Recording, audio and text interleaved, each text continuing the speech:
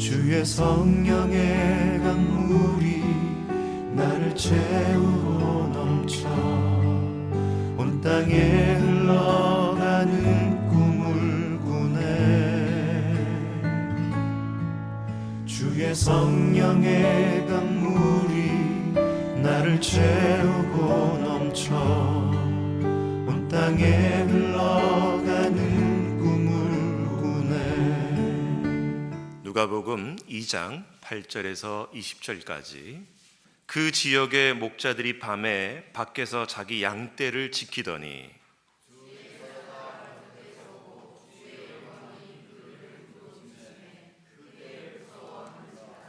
천사가 이르되 무서워하지 말라. 보라, 내가 온 백성에게 미칠 큰 기쁨의 좋은 소식을 너희에게 전하노라.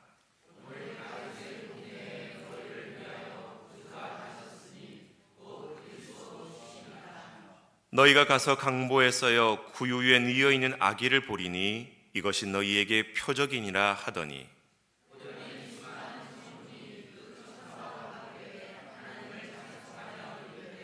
지극히 높은 곳에서는 하나님께 영광이요 땅에서는 하나님이 기뻐하시는 사람들 중에 평화로다 하니라.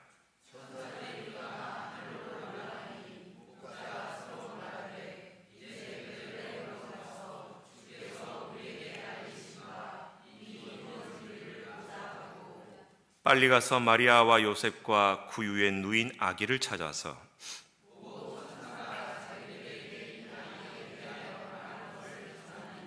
듣는 자가 다 목자들이 그들에게 말한 것들을 놀랍게 여기되 같이 읽습니다. 목자들은 자기들에게 이르던 바와 같이 듣고 본 그 모든 것으로 인하여 하나님께 영광을 돌리고 찬송하며 돌아가니라. 아멘. 오늘은 우리가 절기상으로 대림절 네 번째 주일입니다. 대림절은 2000년 전에 구약의 약속대로 오셨던 그 메시아를 다시 기억하는 날인 것과 동시에 신약 성경에서 하나님께서 약속하셨던 다시 재림하실 그 예수를 고대하고 기다리는 그런 경건의 주간이 대림절 4주간입니다. 그리고 오늘 대림절 넷째 주일이 지나고 난 다음에 12월 25일이 되면 우리가 또 기뻐하는 그런 성탄절이 바로 내일 하루를 앞두고 있는 것입니다.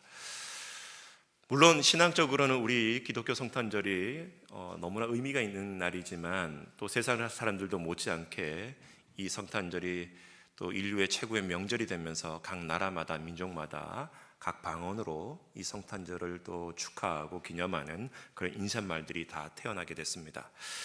미국 사람들은 성탄절이 되면 메리 크리스마스라고 인사를 하죠. 이탈리아 사람은 부옹 나탈리, 러시아 사람들은 스트로체토빔 크루토빔이라고 인사를 하고, 프랑스 사람은 조이 노엘, 그리스 사람은 칼라 크리소게나, 스웨덴은 그레드율, 중국에는 생탕 화일라, 일본 사람은 메리 구리스마스. 왜 웃어요, 여러분들? 그럼 한국 사람들은 뭐라고 인사를 할까요? 미국 사람도 아닌데 왜 메리 크리스마스라고 하죠? 한국 사람은 축성탄이라고 인사를 하죠. 여러분, 그만큼 어느 나라마다 각 나라의 인사말이 생기는 그 명절은 어떻게 보면은 많지 않은 가운데 이 성탄절이 지구상의 또 최고의 그런 절기와 명절로 또 자리매김했다는 것은 성탄절이 그만큼 인류 가운데 중요한 날이기 때문인 줄 믿습니다. 그런데 성탄절을 맞다 보면 많은 사람들이 성탄절을 기뻐하기도 하지만 그렇지 않은 사람도 종종 있는 것을 보게 됩니다. 제가 어렸을 때는 성탄절이 제 개인적으로는 되게 즐거웠어요. 유일하게 부모님한테 선물을 받던 날이 성탄절로 저는 기억을 합니다. 그러면 24일 밤이 되면 어머니, 아버님이 어디에다가 선물을 숨겼을까 괜히 밤새도록 다락방 다 뒤지고 성탄절 전날에 그 선물을 찾아내가지고 찾아냈지롱 하면서 부모님 앞에 자랑하고 또 생색냈던 기억이 나는데, 또 나이가 들면서 한편 뒤돌아보면 어떤 때는 그 부모님이 선물을 준비하지 못해서 자녀에게 미안했던 한 해도 있었던 것 같아요. 다른 집은 외식을 하기도 하고 또 가족들이 모여서 같이 축하도 하고 또 많은 그런 선물을 주고받으면서 아름답고 행복하게 명절을 보내는 그런 가정의 모습도 옆집에서는 있었지만은, 때로는 지내다 보면 형편이 너무나 어려워서 성탄절에 아무것도 해주지 못하는 그런 부모의 마음도 그렇게 기억이 나기도 합니다. 마냥 기뻐할 수만 있는 것도 아니고 마냥 기뻐할 수도 없는, 각자마다 성탄절을 다르게 또 맞이하고 있는데, 오늘 이 시대를 살아가고 있는 저와 여러분은 어떻습니까? 교회 내의 수많은 성도들은 성탄절이 되면 그 어떤 절기보다도 기뻐하는 성탄절이 되기도 하지만, 교회 내에서도 혼자 지내시는 분이나 또 자녀들이 멀리 떨어져 있거나 또 이렇게 가족들과 함께 하지 못하고 나만의 시간을 보내고 있는 1인 가족들, 또 욜로족과 같은 이런 젊은 청춘들을 보다 보면 오히려 그 성탄절이 더 외롭게 느껴질 때가 많다고 그렇다는 겁니다. 성경 시대도 보다 보면 예수님께서 이 땅에 메시아로 태어나셨음에도 불구하고 어떤 부류는 그 예수님의 탄생을 학수고대에 기대하고 소망했던 사람들이 있지만, 반대로 메시아가 예수 그리스도가 태어남으로 말미암아 자신의 정치적인 기득권과 종교적인 기득권을 잃어버릴까 봐 망설였던 인물들이 있는데, 로마의 사주를 받아서 이 팔레스타인 지역을 대신 통치하고 있었던 헤롯 대왕과 같은 사람은 이 유대인의 왕이 났다는 소문을 듣고서 베들레헴의 만 2세 이하의 아이들을 학살할 정도로 그렇게 잔하게 했었던 인물이 헤롯 대왕이었고, 구약 성경에 분명히 메시아가 태어날 것을 말씀을 통해서 약속해 줬지만 그것을 믿는다고 말하면서도 대제사장이나 서기관과 바리새인들과 같은 사람들은 메시아가 태어나게 되면 자신의 종교적인 기득권을 잃어버릴까 봐 오히려 뻔히 알고 있었음에도 불구하고 메시아가 나심을 오히려 감추려고 했었던 그런 수많은 사람들도 등장합니다. 그런데 우리가 잘 알고 있다시피 성경을 보다 보면 예수님의 태어나심을 정말 만끽하고 또 기념하면서 감사했던 인물들이 있는데, 두 부류의 사람입니다. 첫 번째로는 동방박사들이죠. 동방박사들은 그 팔레스타인에서 멀리 떨어져 있었던 메소포타미아 지역에서 점성술을 연구하고 있었던, 오늘말로 말하면 천문학자와도 같은 사람들이었습니다. 하늘을 보면서 이 땅의 모든 기운이 새로운 인류의 왕이 태어날 것을 이들은 예측할 수가 있었고, 수개월 동안 낙타를 타고 나귀를 타면서 마침내 그 인류의 왕으로 태어나신 예수 그리스도를 찾아서 베들레헴에 수많은 예물을 들고 경배하러 찾아왔던 사람들이 동방박사들이었어요. 황금과 유약과 모략과 같은 이런 예물들은 위대한 왕이 태어났을 때에 바치는 예물이었는데, 이 동방박사들은 그 베들레헴에 누워 있었던 아기 예수를 바로 그렇게 왕처럼 경배했었던 사람들이 동방박사들이었습니다. 그런데 오늘 우리가 읽었던 그 본문에 등장하는 목자들은 동방박사들과는 달리 그들은 하나님 앞에, 예수님 앞에 드릴 예물이 아무것도 없던 사회적으로 밑바닥에 미천한 존재들이 바로 이 목자들이었습니다. 그럼에도 불구하고 그들은 메시아를 여전히 기대하고 또 소망이 있었기 때문에 너무나 기쁜 소식을 듣고 예수님을 맞이하러 갔지만은 그들에게는 아무것도 드릴 수 없는 빈손으로 예수님께 다가갔던 목자들의 모습을 볼 수가 있습니다. 그렇다면 오늘 예배드리고 있는 저와 여러분들은 동방박사와 같이 하나님 앞에 많은 것을 드릴 수 있는 예물을 갖고 있는 자입니까? 아니면 마음은 있지만 내 손에, 내 삶에 아무것도 드릴 것이 없는 그런 삶이지만 마음만큼은 목자보다 더 뜨거운 모습으로 성탄절을 맞이하고 있는 예배자인지 여러분들 한번 자문해 보실 수 있기 바랍니다. 말씀을 보다 보면 예수님께서 이렇게 태어나셨을 때에 찾아갔던 이 목자들은 사회적으로는 가장 그때 당시에 밑바닥 천한 그런 부류의 사람들이 바로 목동들이었습니다. 이 목동들은 자신들이 직접 소유하고 있는 양이 아니라 어떤 주인의 하청을 받아서 10마리에서 50마리 정도의 양을 1년이든 2년이든 계약을 맺고 월급이나 또 대가를 받는, 소위 성경에서 말하고 있는 싹군 목자의 개념이 바로 이런 하청업에 해당되는 목동들이었어요. 그리고 그렇게 애지중지하게 키웠던 양들, 돌봤던 양들은 몇 년이 지나면 예루살렘에서 유대인들이 명절 때마다 유월절이든 초막절이든 또 대속죄일이든 간에 유대인들이 지키는 대명절 때마다 자신들이 키웠던 이 양들이 그 예루살렘 성전 안에서 피를 흘리며 잡아 죽게 되는 그런 광경을 지켜봤던 사람들도 바로 이 목동들이었습니다. 그런데 오늘 말씀해 보다 보니까 그렇게 사회적으로 밑바닥에 놓여져 있고 또 어떻게 보면은 사람들에게 조롱받고 무시를 받는 그런 계층의 사람들이 목동들이었는데, 하나님께서 이 천사들을 통해서 가장 사회적으로 밑바닥에 존재하고 있었던 이 목자들에게 다가가서 그 하늘의 기쁜 소식을 전하고 있는 것을 볼 수가 있습니다. 9절과 10절 말씀 같이 한번 읽어보겠습니다. 시작. 주의 사자가 곁에 서고 주의 영광이 그들을 두루 비추매 크게 무서워하는지라. 천사가 이르되 무서워하지 말라. 보라, 내가 온 백성에게 미칠 큰 기쁨의 좋은 소식을 너희에게 전하노라. 온 인류의 백성에게 미칠 큰 기쁨의 좋은 소식을 너희 목자들에게 전하노라. 왜 하나님께서는 소위 그때 당시에 잘 나가던 그런 사람들에게 이 인류의 기쁜 소식을 전한 게 아니라 사회적으로 가장 밑바닥에 있었던 이 목자들에게 천사가 나타나서 이 소식을 전하게 됐을까?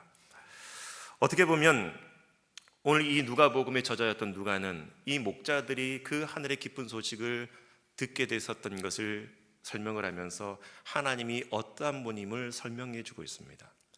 하나님은 무엇을 많이 갖고 있거나 사회적으로 대단한 사람들에게 그러한 특별한 정보를 주는 것이 아니라 가장 어떻게 보면 사회적으로 미천하고 낮고 또 연약했던 존재에게 다가가셔서 그 인류의 가장 최고의 기쁜 소식을 전해줬다는 것은 하나님께서 그만큼 이 땅에 있는 모든 인류가 중요한 존재들이며, 그리고 하나님께서는 사회적으로 약자거나 소외된 사람이라 할지라도 그들을 통해서 하나님의 나라를 이뤄가시는 그 놀라운 하나님의 섭리가 이 가운데 있음을 증명해 주고자 하는 거예요.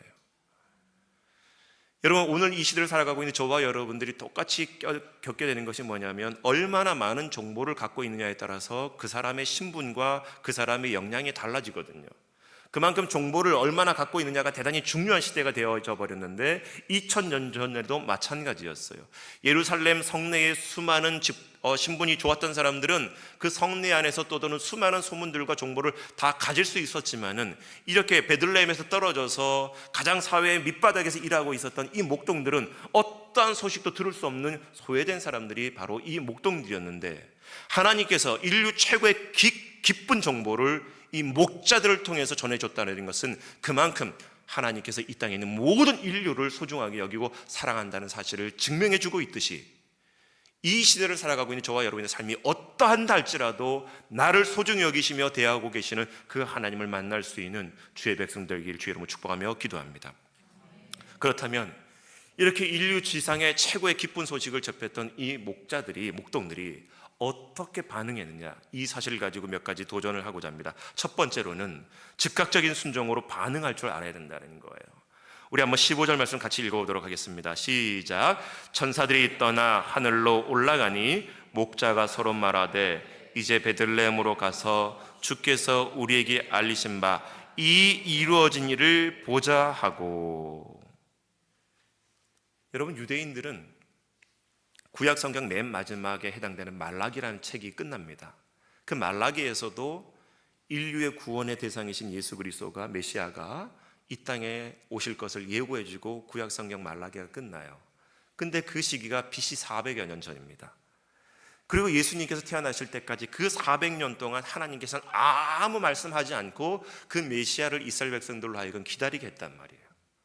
그러니까 이 400년 동안 유대인들은 오직 그 메시아가 이 땅 가운데 오셔서 로마의 압제로부터 이스라엘을 구원하고 옛날 이스라엘의 전성이었던 다윗 시대와 같은 그 시대가 다시 올 것을 오매불만 기다렸던 사람들이 이 예수님 당시의 이스라엘 백성들이었는데, 동일하게 사회의 밑바닥의 계층의 목자들이었지만 동일하게 그들도 유대인이었기 때문에 그 메시아를 기다리는 그런 대망의 마음이 있었다라는 거예요. 그런데 천사가 나타나서 어느 누구도 알지 못하는 베들레헴의 그 인류 최고의 기쁜 소식인 예수 그리스도의 메시아가 태어났다는 것을 듣고 이들은 여러분 얼마나 감격했겠습니까? 어느 누구도 알지 못하는 지금 베들레헴의 인류의 구원자 메시아가 이 가운데 태어났다는 것을 천사를 통해서 들었을 때에 15절 끝에 보다 보면 그들이 뭐라고 얘기하냐면 우리에게 알리신 바 이 이루어진 일을 가서 보자라고 고백을 해요. 가서 확인해 보자. 그들은 이것이 정말 그럴까 하고 의심하거나 아니면 눈으로 확인해야지 내가 믿겠다라고 고백했던 것이 아니라 천사가 알려주셨던 그 메시아, 이미 수백 년 동안 자신들이 기다렸던 그 메시아가 베들레헴에 태어났다는 것을 소식을 듣고 그들은 그 소망과 기쁨과 감격을 가지고 그 베들레헴으로 달려가고자 했었던 이 목자들의 열정이 여기서 나타나게 됩니다. 다음 화면의 그림을 한번 보다 보면 우리가 잘 알고 있는 화가 렘브란트라는 화가가 목자들의 경배라는 이 그림을 그려요. 여러분들이 이 화면상으로는 좀 잘 보이지 않지만 나중에 집에 가서 이 그림을 찾아서 확대해서 보시다 보면 이 말구유에 놓여졌던 그 예수, 아기 예수를 수많은 목자들이 다가와서 예수님을 봅니다. 화면 확대해서 보다 보면 어떤 목자들은 너무 감격해가지고 입술이 떨리는 장면도 나오고요. 그리고 어떤 사람은 자신들이 수백 년 동안 기다렸던 이 메시아가 내 눈앞에 있다는 그 벅찬 가슴 때문에 눈물을 흘리고 있는 그 목자들의 모습도 나타나기도 합니다. 이 그림을 통해서 우리가 깨달아야 될 것은 이 지구상에서 어떤 소식보다도 최고의 기쁜 소식이었던 메시아 예수 그리스도가 이 땅 가운데 태어나셨다는 그 사실을 접하게 됐을 때에 어떻게 반응해야 되는지를 정확하게 가르쳐주고 있는 너무나 중요한 그림이라는 거예요. 내일이 성탄절입니다. 바라기는 그 어떤 세상 사람들보다 여러분이 정말 최고의 기쁨을 누릴 수 있는 하루가 될 수 있기를 주의 이름으로 축복하며 기도합니다. 적어도 우리의 죄를 해결하기 위해 하나님의 자녀로 다시 한번 우리를 불러들이기 위해 그 하늘 보좌 권세를 내려놓으시고 이 땅 가운데 인간의 몸을 입고 찾아오신 그 아기 예수가 태어난 이 성탄절을 우리가 기념하는 주의 백성들이라면 그 세상 어떤 것도 우리의 기쁨을 가로막지 못할 줄 믿습니다. 그리고 여기에 중요한 반응이 나타나게 되는데 16절입니다. 같이 읽어보겠습니다. 시작. 빨리 가서 마리아 요셉과 구유에 누인 아기를 찾아서. 빨리 가서라는 단어에 여러분 집중해 보십시오. 천사를 통해서 아기 예수 메시아가 태어났다는 소식을 들었던 목자들의 반응은 빨리 갔다는 거예요. 수백 년 동안, 아니 자신들의 인생 동안 그 메시아가 태어날 것을 오랫동안 기다렸던 이 목자들의 반응은 빨리 갔다는 거예요. 여러분, 혹시라도 이 예배에 앉아있는 우리 참 아름다운 교회 성도들 가운데에 아직도 예수님을 인격적으로 영접하지 못했거나 하나님이 너무나 멀리 계시는 것처럼 느껴진다 그러면 오늘 이 예배 가운데 지금도 여러분의 마음의 문을 두드리면서 부르고 계시는 하나님 앞에 즉각 응답할 수 있기를 주의 이름으로 축원합니다. 여러분, 오늘 나와 있었던 이 목자들은 자신들의 삶의 우선순위가 뭔지를 정확하게 결정 내릴 수 있는 결단의 사람들이었어요.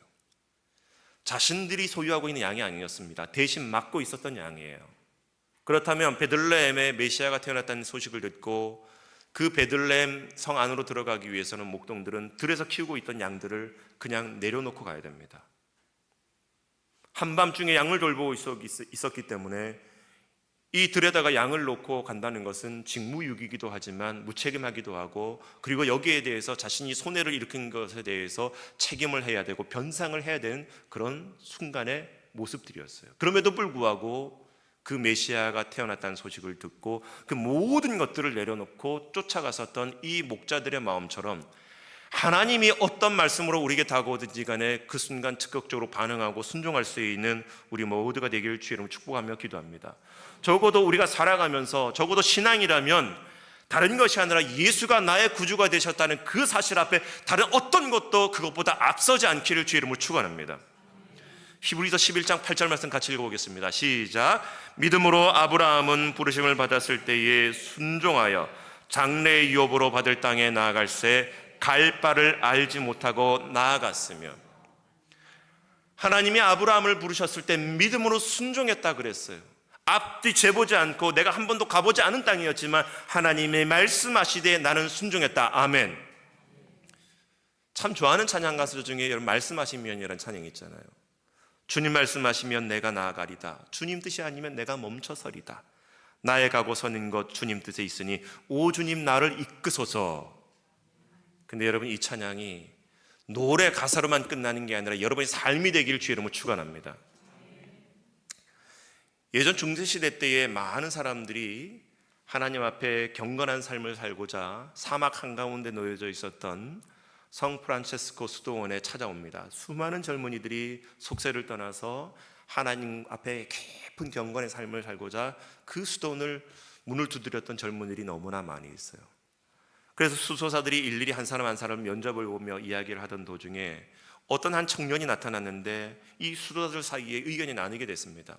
어떤 수도사들은 그 청년에게 싹수가 없다, 이 청년은 우리가 받으면 안 되겠다라고 반대하는 수도사들이 있었고, 어떤 수도사층은 아니다, 가망성이 있으니까 받아서 잘 훈련시키자라는 그런 의견들이 나눠지게 됐어요.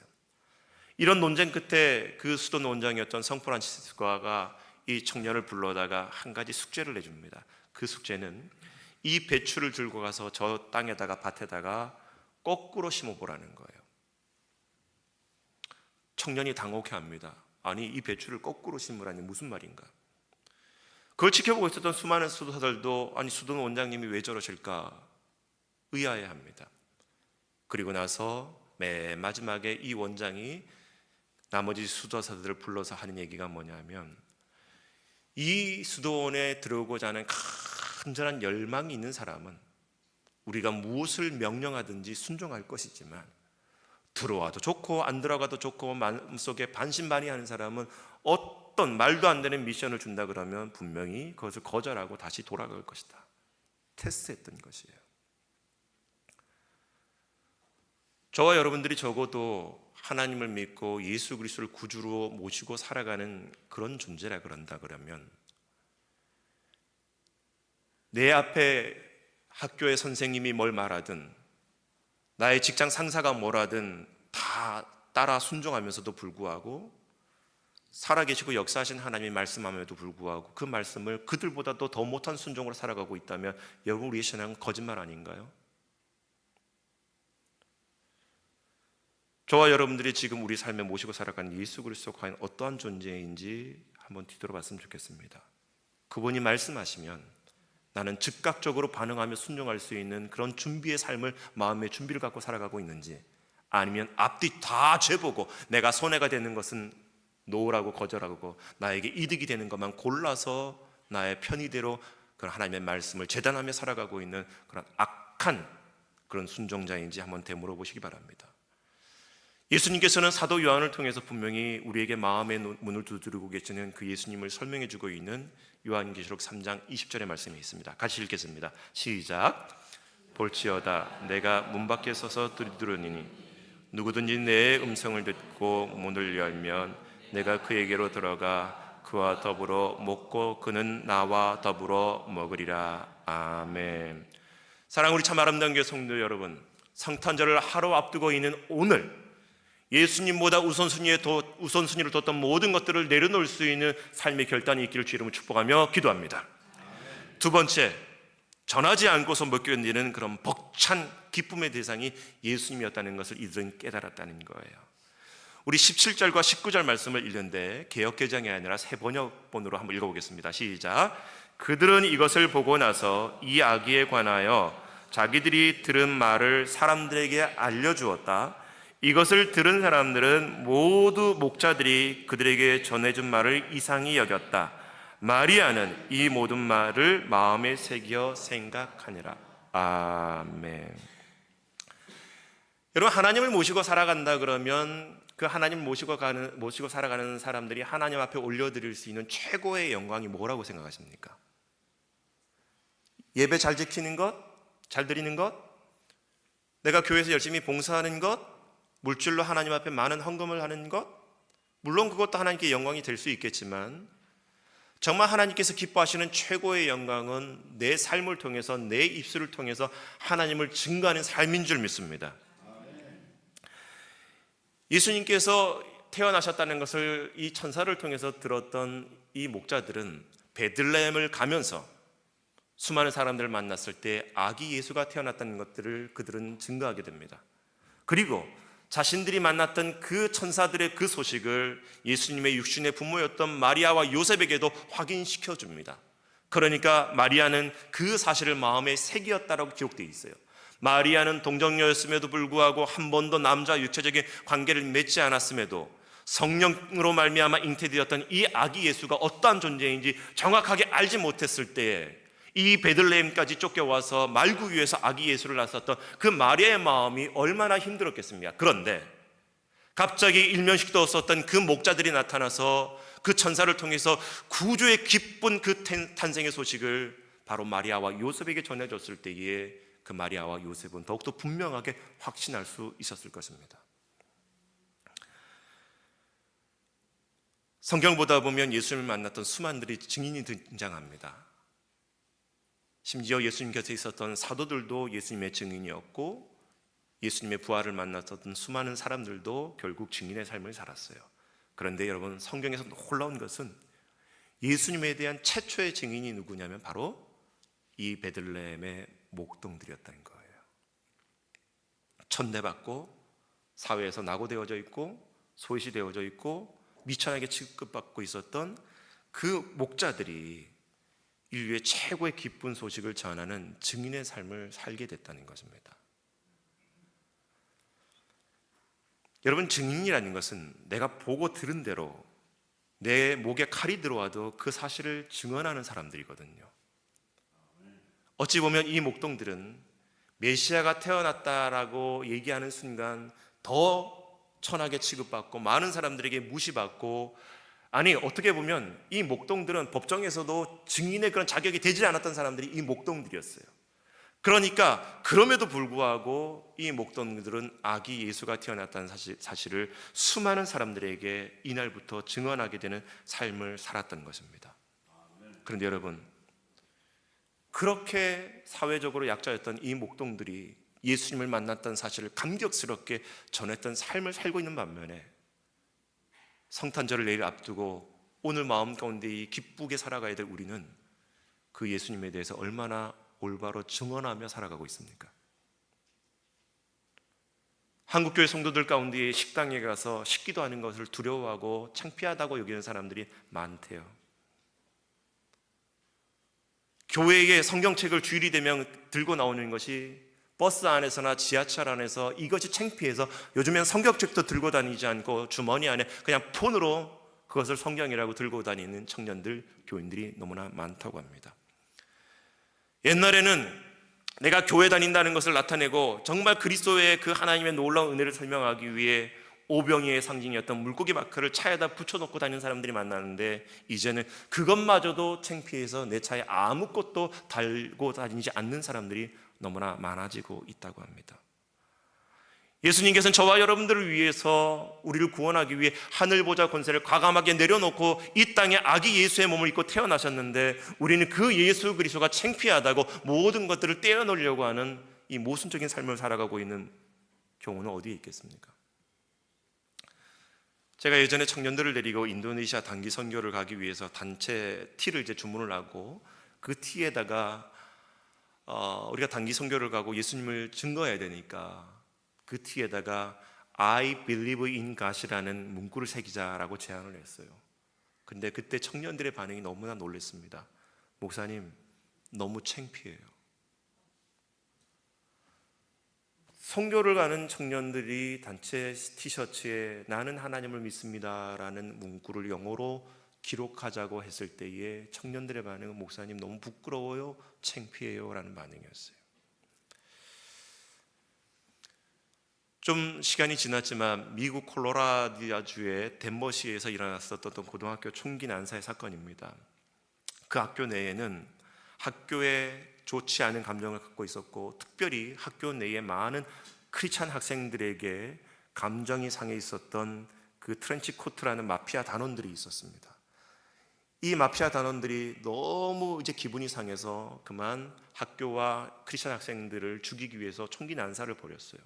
25명의 학생들이 그 자리에서 사상을 하게 됩니다. 그리고 범인이었던 2명의 마피아 단원도 사망을 하게 돼요. 그런데 그 가운데에 캐시 버넬이라는 한 소녀가 총기를 든 그 범인 앞에서 서 있었는데, 이 마피아 단원이 그 캐시 버넬에게 묻는 거예요. 넌 하나님을 믿느냐 안 믿느냐? 하나님을 안 믿는다고 하면 이 소녀는 살 수가 있었습니다. 그런데 이 캐시 버넬은 총기를 들고 있는 그 마피아 단원 앞에 똑바리 눈을 응시하면서 I believe in God, 나는 하나님을 믿습니다 라고 말을 하고 그만 그 총 앞에 사망하게 돼버립니다.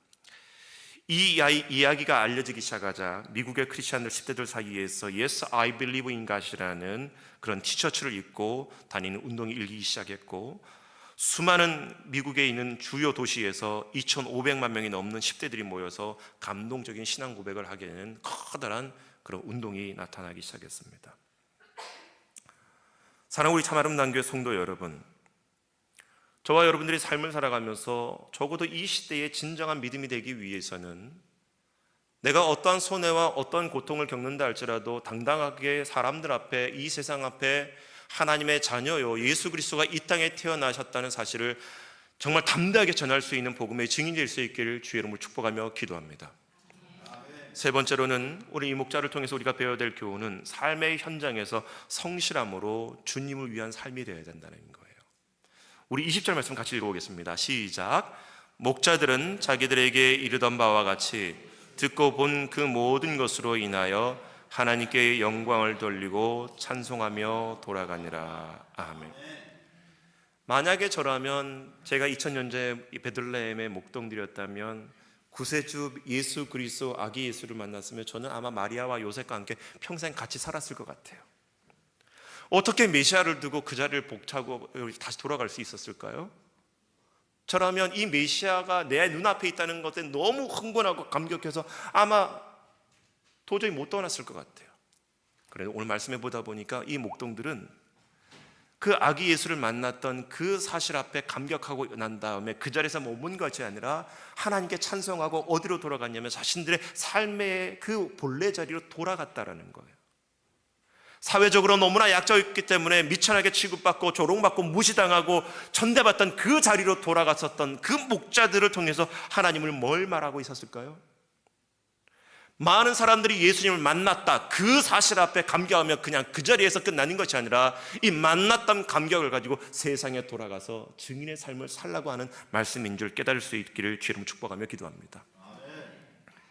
그리고 이 삶에서 아기 예수를 만났던 목동들이 얼마나 기쁘게 살아갔을까요? 예수님을 만나기 전에 그 천대받던 목동과 예수님을 만나고 메시아를 만났던 이 목동들이 그 위의 삶은 너무나 달랐을 거예요. 하루하루가 기뻤을 거예요. 메시아가 이제 자라고 나서 어떤 한 일을 이룰지 하루하루 목동들은 기대하며 소망하며 삶을 살았을 것입니다. 그런데 정말 놀라운 것은 30년 동안 이 목동들은 그 아기 예수가 어떤 일을 하실지 제대로 알지 못했어요. 아기 예수를 만나고 30년이 지납니다. 이 목동들이 30년 전에 봤던 아기 예수가 어떤 일을 하게 되는지 그 골고다 십자가에서 이들은 깨닫게 됩니다. 매년 자신들이 키우고 돌봤었던 그 어린 양들이 예루살렘 성전에 들어가서 죽게 되는 그 안타까움이 있었던 이 목동들은 이제 30년 뒤에 아기 예수가 온 인류의 죄를 위해서 자기들이 키우던 그 양 되신 예수 그리스도가 십자가에서 대신 죽으셨다는 그 사실 앞에 30년 전에 그 베들레헴 구유에서 만났던 아기 예수에 대해서 다시 한번 기억하고 그 예수 그리스도를 만났던 그 사실을 떠올리면서 하나님이 하신 일이 이거였구나 깨닫고 나서 그들은 삶의 송두리째 변화되지 않았을까요? 애지중지했었던 그 양 대신 내가 죽어야 될 저 십자가에서 그 양의 모습으로 아기 예수가 30년 동안 자라고 난 다음에 그 십자가에서 죽으셨을 때에 어느 누구보다도 이 목자들은 그 십자가의 희생의 양에 대한 마음이 더 남달랐을 것을 저는 믿습니다. 여러분, 오늘 우리의 삶이 그저 예배당 안에서 말씀을 경험하고 내 감정이 좋아지고 내 스스로 혼자 은혜 받고 이것으로 끝나는 것이 그리스도인의 삶의 자리가 아니라는 거예요. 여러분이 돌아가야 될 삶의 자리가 있는 줄 믿습니다. 어떤 청년이 목사님 저는 집에 가기 싫어요. 집에 가면 엄마 아빠가 맨날 싸우고 집이 너무 가난해서 너무 우리 집이 괴롭고 힘들어서 저는 집에 가기 싫어요. 어떤 젊은 집사가 얘기합니다. 목사님 회사 가면 너무 스트레스가 많아요. 직장 상사가 나를 괴롭히고 회사에 많은 사람들이 나를 너무 힘들게 해요. 목사님, 저는 공부하기가 너무나 힘들어요. 왜 이렇게 공부만 하다가 내 인생 허비하는지 나는 모르겠어요. 근데 여러분 그거 아십니까?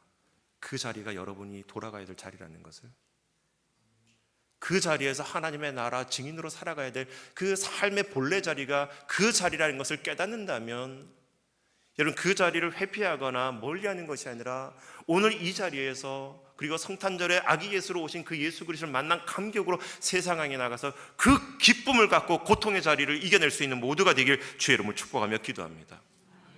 교회 안에서만, 예배당 안에서만 열심히 섬기는 것이 믿음이 아니라 저 세상에 나가서도 예수님을 만났던 그 기쁨과 성실함으로 세상을 이겨낼 수 있는 우리 참 아름다운 교회 공동체 되길 축복합니다.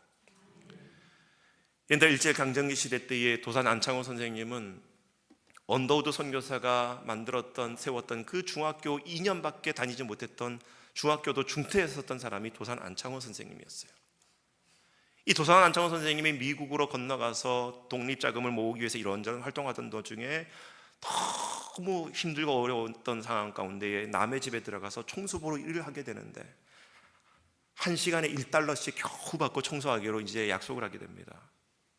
근데 주인이 가만히 보다 보니까 정해진 구역만 청소하면 되는데, 이 도산 안창호 선생님은 주인이 시키지 않았던 구석이라든가 보이지 않는 은밀한 부분까지 다 쓸고 닦고 청소를 하는 거예요. 주인이 이 도산 안창호 선생님에게 묻습니다. 당신은 도대체 어느 나라 사람이냐고. 그때 도산 안창호 선생님이 얘기합니다. 나는 자랑스러운 조선의 사람입니다. 조선이란 나라가 일제에 국권을 뺏겨버리고 역사상에 없는 존재와 같이 여겨지고 있었을 때에 이 조선을 알릴 수 있는 방법은 그 도산 안창호 선생님의 성실함이었던 거예요. 하나님의 사람들이 하나님을 알리는 방법은 세상을 멀리하고 교회 안으로만 모이는 게 아니라 저 세상에 나가서 주님께서 주신 그 은혜를 잊고 성실하게 살아갈 때에 사람들도 감동하고 하나님도 감동하게 될 줄 믿습니다. 다가오는 2024년도에 여러분 하나님 앞에 성실하십시오. 예배생활, 기도생활, 봉사생활 열심히 하십시오. 그것도 중요합니다. 그러나 더 중요한 것은 하나님의 은혜를 잊고 하나님의 기쁜 소식을 접한 자답게 그 은혜와 감격을 갖고 세상에 나가서 더 성실하게 살아감으로 말미암아 빛이 되고 소금이 될 수 있는 저와 여러분 될 수 있기를 주의 이름으로 축복하며 기도합니다. 그래서 여러분 우리 가슴은 뜨거워야 돼요. 내가 세상에 나갈 때 그 세상이 힘들고 모진 세상이지만 하나님께서 우리를 세상에 보내신 그 이유는 하나님의 나라 확장을 위해서 우리를 파송하는 선교적인 하나님인 줄 믿으시기 바랍니다. 그리고 그 세상에 나갈 때 그냥 단순한 내 의지와 노력이 아닌 날마다 사탄과 마귀는 우리가 그 역할을 하지 못하도록 유혹하고 넘어뜨리지만 하나님의 지혜와 명철을 가지고 냉철하고 이성적인 그 힘을 가지고 하나님의 나라를 어떻게 일궈야 될지 끊임없이 생각하고 고민하고 묵상하고 기도할 수 있는 모두가 되길 주의 이름으로 축복하며 기도합니다. 이제 말씀을 정리하고자 합니다. 오늘 이 누가복음 2장 8절에서 20절을 통해서 하나님이 주신 교훈이 무엇입니까? 최고의 인류의 그 기쁜 소식을 세상에 잘 나가던 사람들, 소위 많은 것을 가지고 있었던 사람들, 높은 자리에 있었던 사람들에게 그 소식을 들려주지 않았던 것은 그들에게는 그 소식이 달갑지 않았던 거예요. 내가 많은 것을 누리고 있고 이 기쁜 소식이 없어도 자신들은 얼마나 잘 행복하게 부귀와 영화와 명예와 권력을 누리며 살아갈 수 있기 때문에 이 기쁜 소식이 그들에게는 별로 의미가 없었지만, 아무것도 가지지 못했고 세상 가운데에 별 볼 없게 여겨졌던 이 목자들에게는 그 기쁜 소식이 그들의 삶의 유일한 희망이 될 수 있었다는 것입니다. 그리고 그 기쁜 소식을 접했던 이 목자들은 즉각적인 순종과 반응의 삶으로 예수님을 대했었고, 그 예수님을 만났던 그 감격 때문에 전하지 않고서는 버틸 수 없는 벅찬 뜨거운 마음이 있었던 것이고, 그리고 그 사실을 만나고 그 은혜를 경험하고 난 다음에 세상에 나가서 삶의 자리에 돌아가서 또다시 그 삶의 밑자락에서 하나님의 나라를 위하여 묵묵히 살아갔던 목자들처럼 오늘 참 아름다운 교회 공동체가 정말 예수님을 만났던 그 감격과 은혜를 잊고 다시 한번 세상으로 흩어져서 승리할 수 있기를 주의 이름으로 축복하며 기도합니다. 채워주소서, 부어주소서, 거룩하신 주